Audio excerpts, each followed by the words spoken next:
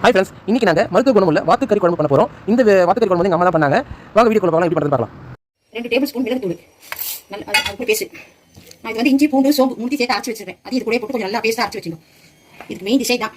அப்புறம் நான் பச்சை மிளகாய், இதில் வந்து இஞ்சி பூண்டு சோம்பு மூட்டி போட்டு நான் ஏற்கனவே அரைச்சி வச்சிருக்கேன். அது கூட மிளகு போட்டு நான் பச்சை மிளகாய் போட்டு அரைச்சி வச்சிருக்கேன்.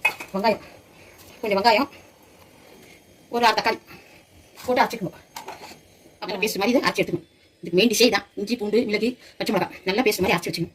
நல்லெண்ணெய் நல்லா ஒரு 2 குழிக்காண்டி அளவுக்கு எண்ணெய் எடுத்துக்குவோம். நான் போகிறது வந்து 1 கிலோ வாத்துக்கறிக்கு நல்லா ஒரு 100 ml எண்ணெய் எடுத்துக்கோம். நல்லெண்ணெய் நல்லா 1 ஸ்பூன் கடுகு, 1 ஸ்பூன் உளுத்தம்பருப்பு, அப்புறம் வெங்காயம் 2 பெரிய வெங்காயம் கட்டி வச்சுக்கா, 2 தக்காளி, கொஞ்சம் கொத்தமல்லி, கொஞ்சம் கருவேப்பிலை. இதெல்லாம் நல்லா எண்ணெயை ஃப்ரை பண்ணிக்கணும். கடுகு வெடி போயிடணும். நல்லா வாத்துக்கறி 1 கிலோ